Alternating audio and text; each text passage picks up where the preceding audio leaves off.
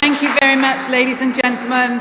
It's such an honour on International Women's Day to be here and to be surrounded with these incredible women, and obviously the incredible women here as well. I just want to give you a little bit of background, I guess, on me, because many of you probably won't really know me, and why I'm fighting for the rights of women and girls. I won my medals in swimming really back in the 70s and the 80s, and I spent the whole of my life competing against East Germans. It meant that many girls lost out on their medals. In fact, that went on for 20 years before it stopped, and it wasn't really even stopped then by the IOC. It was only stopped because the Berlin Wall came down in 1989. So I was determined that that was not going to happen to another generation of young girls. Now you have to remember that women's sport, 51% of us around this fantastic world actually get 4% of the money that comes into sport. That's all we get. The sponsorship dollar is 4%. Men get 96% of every penny and every pound that comes into the world of sport. And just in 2015, the IOC decided that we weren't even entitled to fair sport anymore. So I thought, I can't sit by and watch this be taken away from our young girls who've made such big strides. And of course, I put my head above the parapet, and I paid a very big price for it. But I would do it all over again if I had to. I have heard some of your stories, for a long time. But I have to say, yesterday when I was in a workshop, I was the most cry-blithering person in the room, because the stories are just incredible. And it's these stories that you have to get out to people. Because most of us in the world, not in this room because you're politicians, okay, but most of us in the world, we don't necessarily understand what it is to be an Iranian. We don't understand what it is to be that oppressed. We don't understand what it is like to be in a war. We haven't had a war in the West for 80 years. But we understand what it's like to be a mother and to be put in a jail away from your child. And we understand what it is to have your rights taken away from you. So these are the stories that you need to get out. Now, I had lots of things written down here about me working for 10 years and you working for 46 years, and about, the suffering of your young girls, and the fact that they literally will write something on the wall or give out a leaflet and they end up in prison. One of the things that I found quite extraordinary was that sports people had been particularly targeted. And there was a young lady called Forouzan Abdi. Now, she was the captain of the Iranian volleyball team at the same time as I was winning my Olympic medal.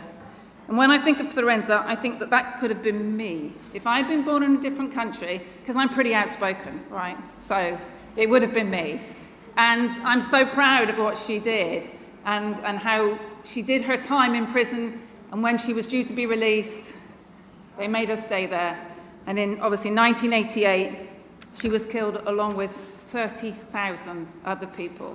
And that almost went unnoticed in the world. 30,000 people is just extraordinary. So after the torture, the barbarism, the tyrannical regime that's obviously in place that treats women as third-class citizens, the spirit of my fellow athletes moved me so much that I decided when I was asked to come today that I couldn't possibly not come. I've been fighting for those sports rights for a long time, but it's absolutely nothing compared to the rights that you guys have been fighting for, and the rights of your fantastic women that are in Iran have been fighting for. I stand in solidarity with the women in Iran and all the women all over the world being subjugated at the moment, and for the brave heroines of the resistant unit, Women, Resistance, Freedom.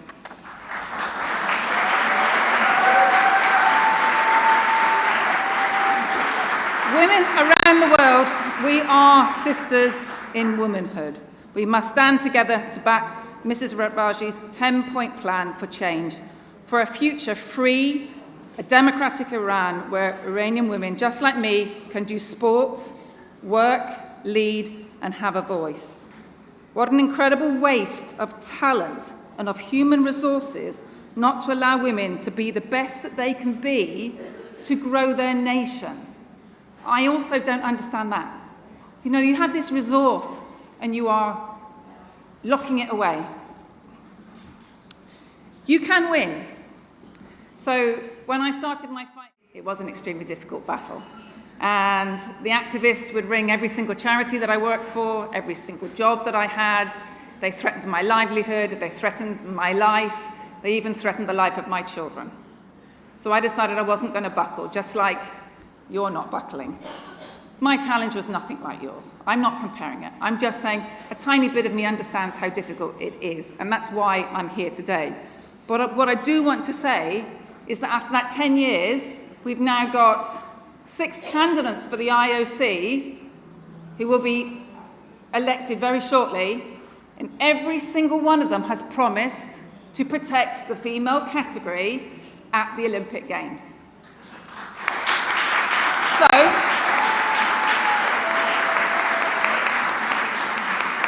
what I'm saying is that you can win. We hear you, we see you, and we stand with you. The biggest reason I came today was to directly look down this camera and to talk to the amazing resistant units that are in Iran taking the most incredible risks right now. And I want to say,